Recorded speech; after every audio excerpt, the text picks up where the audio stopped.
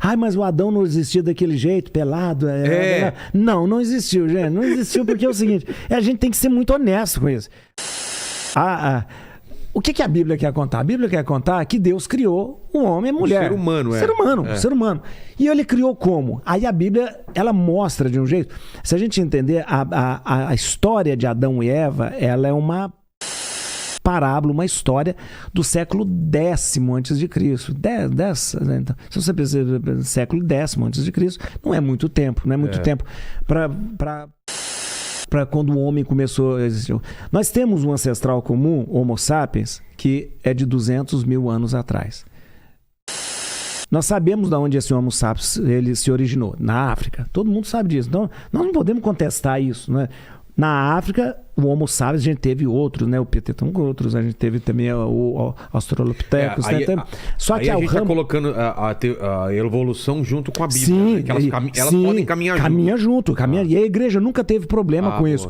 E aí, já pensou em ganhar muito dinheiro com um canal de corte igual esse daqui que você está assistindo? No primeiro link da descrição temos um aulão para você que quer começar um canal de cortes e faturar muito aqui na internet. Também teremos planilhas que irão te ajudar na hora de organizar a produção do seu canal. Tá esperando o quê?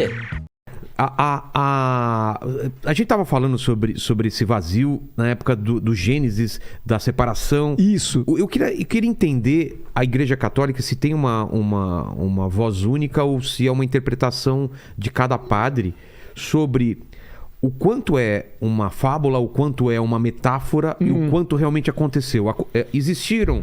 Existiu realmente Adão e Eva, existiu o paraíso, existiu o lance da cobra, existiu a árvore, ou isso é uma forma da gente entender o dilúvio, ou isso é uma forma da gente entender coisas sobrenaturais ou coisas maiores? Essa é a minha dúvida. É uma forma de entender, assim, eu acho que pode chocar para as pessoas. Ai, mas o Adão não existiu daquele jeito, pelado.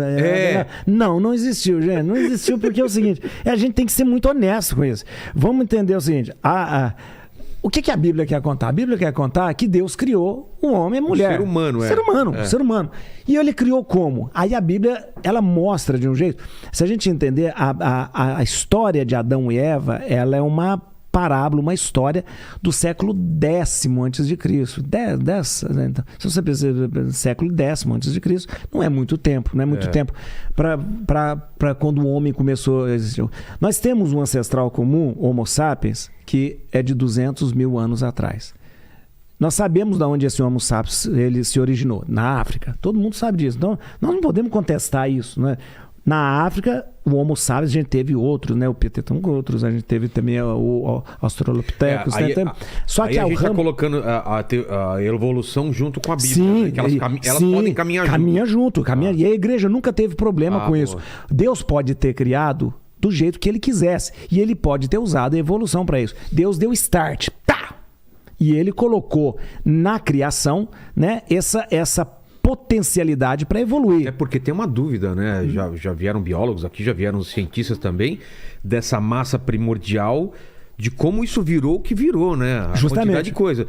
Tem gente que fala assim, se você colocar todos os ingredientes de um bolo numa caixa, você pode passar 1 milhão de anos que aquilo não vai virar um bolo, entendeu? Alguém tem que fazer aquele bolo. Tem gente que fala que não, pela tentativa e erro e tal, a natureza acabou acontecendo. Essa coisa não há relógio sem relojoeiro, que é uma das coisas interessantes. Existe até entre os judeus, existe uma história de que um rabino chegou na farmácia e viu todos os remédios arrumadinhos assim, né? E ele chegou e falou assim, não, me disseram que passou uma ventania aqui e arrumou todos esses remédios. Falou, você tá louco?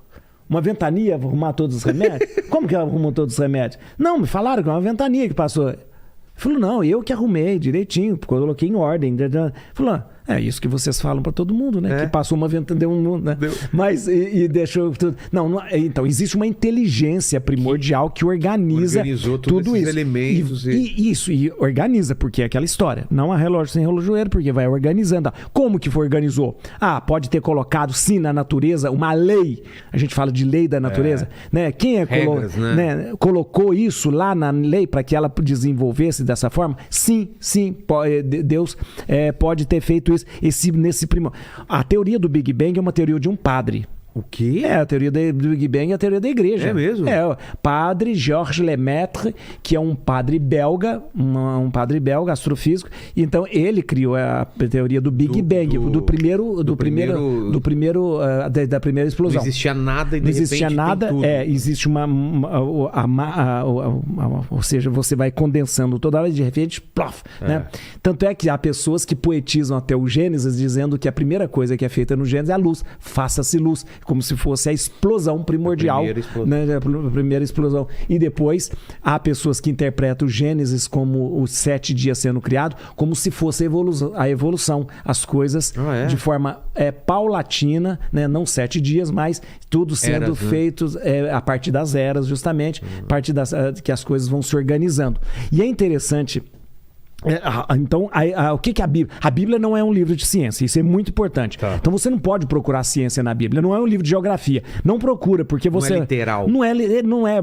E o paraíso era onde? Se você for ver onde o paraíso está localizado onde era Babilônia, Iraque. O Iraque. Então não é isso. Você não procura. A Bíblia, ela traz para você uma verdade.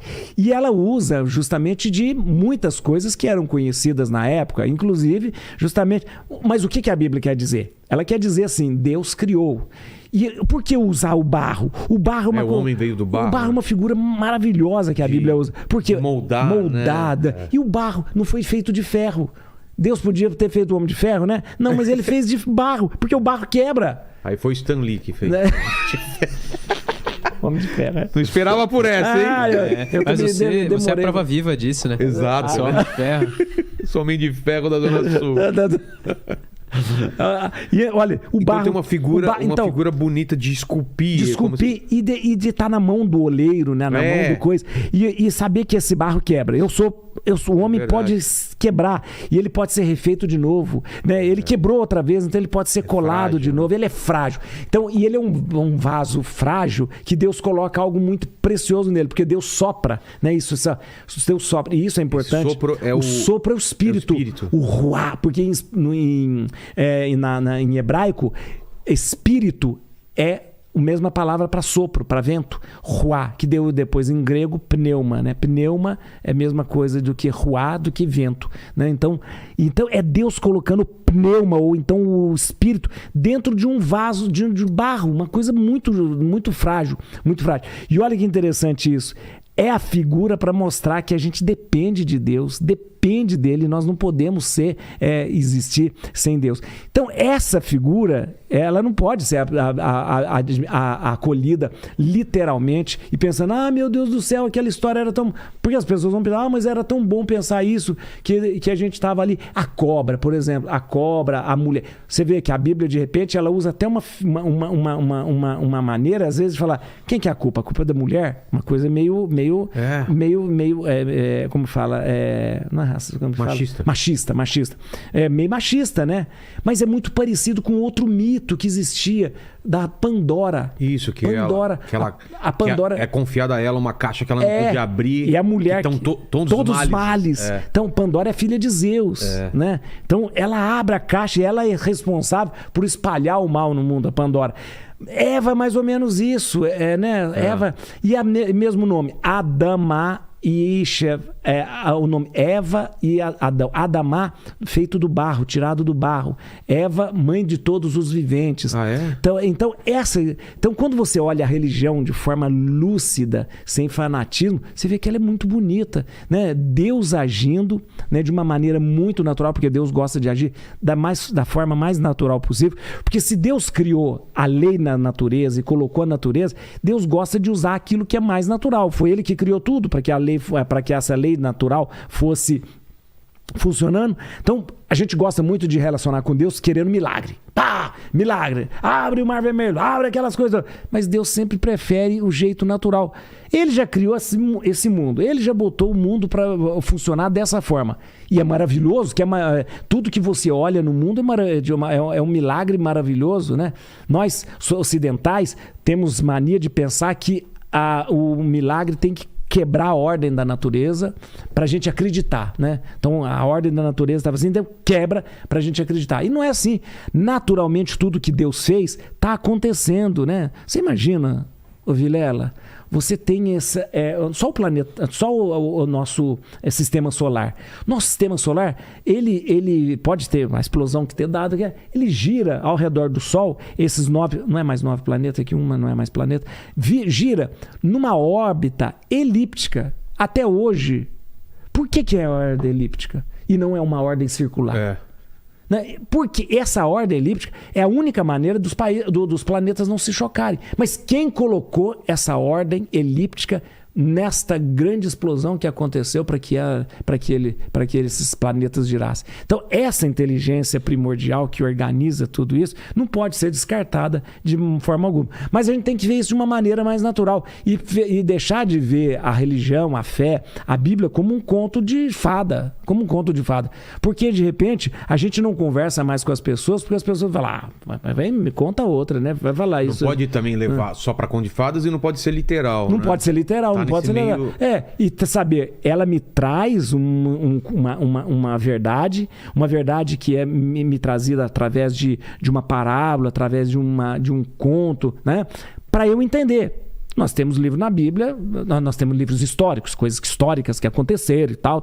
Se você pegar o livro dos Macabeus, é pura história do helenismo. Você vai ver lá Alexandre Magno, você vai ler Rei Antíoco, você vai ler Rei Demétrio, Rei Alexandre Balas. Tudo que você estuda na história, você vai ver o período, a dinastia Aquemênida, da dinastia Seleucida, da dinastia os Macedônios. Tudo tá ali. Mas você vai ver livro na Bíblia também, que é um poema. Jó é um poema. O livro de Jó. Jó não existiu como homem. Ele não era. Não. Jó... Não. Sacanagem fizeram com o Jó. Então, olha aí. Nossa, eu sempre fiquei pensando, Deus faz uma aposta com o diabo para ver, vou tentar lá. Vou tentar te sacanear. Vamos lá, eu quero ver até onde você... Nossa, cara, eu nunca entendi direito esse negócio de Jó. É um poema, e é um poema maravilhoso, Jó. O livro de Jó é um poema maravilhoso. Por quê? Porque ele dá uma rasteira nessa teologia da retribuição, que é uma perversidade. O que é a teologia? A teologia da retribuição é você assim, se você é rico é porque você é abençoado. Tá. E se você é abençoado, você deve dar bastante dinheiro para a igreja. Muito dízimo, porque você vai ser mais abençoado. Você é pobre, então você... Sabe por que você é pobre? Porque você não ajuda a igreja. Você é pobre, sabe por que você está ruim? Porque você não dá dízimo. Então você é pobre, Deus... Então isso é teologia da retribuição, que é perverso. Entendi. E Jó quebra tudo isso, por quê? Porque Jó chega um momento em que as pessoas falam assim, Jó, sabe por que Deus abençoa você? Porque você sabe por que você é rico? Porque Deus abençoa você. Sabe por que você é muito temente a Deus? Porque você é rico. Tem uma família boa. Aí vai tirando tudo. E ele continua amando a Deus do mesmo jeito. Então não é porque Deus dá que ele vai deixar de amar a Deus. Então é uma coisa muito interessante para jogar por terra essa teologia da retribuição. Senão seria só interesse, né? Senão a religião vira interesse. Que é o grande perigo hoje, a religião ter sido transformado num grande supermercado.